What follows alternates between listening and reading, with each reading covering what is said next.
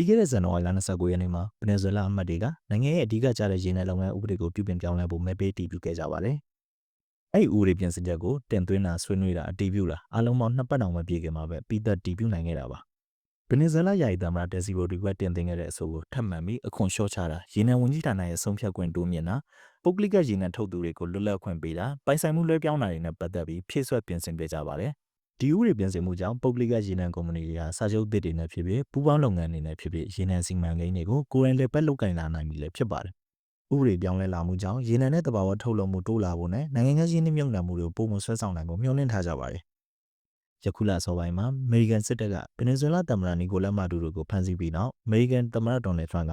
ဗင်နီဇွဲလားရေနံလုပ်ငန်းတွေကိုပြန်လည်တည်ဆောက်ဖို့ဒေါ်လာ100ဘီလီယံစီမံကိန်းတစ်ရပ်ကိုအဆိုပြုခဲ့ပါတယ်။ဗင်နီဇွဲလားအမျိုးသားလွှတ်တော်ဥက္ကဋ္ဌဂျော်ဂျီရိုဒရီဂွက်ကကမ္ဘာပေါ်မှာရှိတဲ့အကြီးဆုံးရေနံတူလောင်မှုရှိရာနိုင်ငံမှာပြန်စားဓာတ်ထုတ်ယူရေးအတွက်ပြည်တွင်းပြည်ပကုမ္ပဏီတွေကိုပုံမှန်ရှင်းပြနိုင်စေမယ်ဟိုက်ဒရိုကာဗွန်ဥပဒေပြင်ဆင်မှုကိုတညီတညွတ်ထဲအတည်ပြုနိုင်ခဲ့ပါပြီလို့ပြောကြားခဲ့ပါတယ်။အမေရိကန်ယာရှိတွေကကြိုတင်ကတိပြုထားတဲ့အတိုင်းဗင်နီဇွဲလားဘက်ကဥပဒေပြင်ဆင်မှုကိုအတည်ပြုပေးမကြခင်မှာပဲ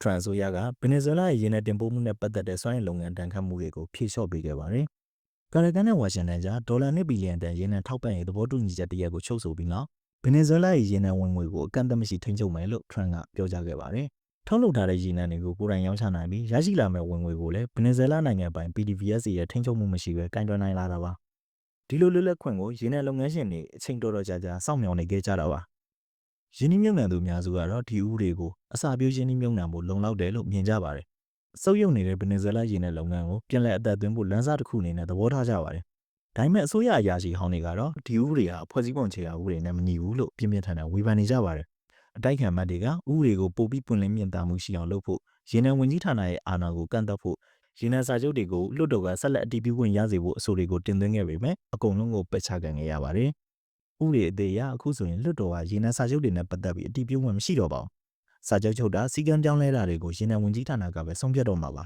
။အဲ့ဒီရေနံဝန်ကြီးဌာနကိုလည်းလက်ရှိယာယီသမ္မတဒက်စီရိုဒီဂွက်ကချုပ်ကိုင်ထားတာပဲဖြစ်ပါတယ်။လာမယ့်6လအတွင်းနိုင်ငံပိုင် PDVSA ထိန်းချုပ်ထားတဲ့ရေနံနဲ့တံငွေပူးပေါင်းလုပ်ငန်းမှုအများပြားကိုအစိုးရစစ်ဆေးပြီးနောက် Production Sharing စာချုပ်တွေကိုချုပ်ဆိုသွားမယ်လို့ဆိုပါတယ်။ဒါပေမဲ့အဲ့လို Production Sharing စာချုပ်တွေနဲ့ပတ်သက်ပြီးအရင်နှစ်တွေကလေးကနာမည်မကြီးသေးတဲ့စွမ်းအင်ကုမ္ပဏီတွေနဲ့လျှို့ဝှက်ဆွေးနွေးခဲ့တာရှိခဲ့တာကြောင့်နိုင်ငံရေးသမားနဲ့ကျွမ်းကျင်သူတွေကတော့အကျင့်ပြတ်ခြစားမှုတွေဖြစ်လာနိုင်တယ်ဆိုပြီးဆိုရင်နေကြပါတယ်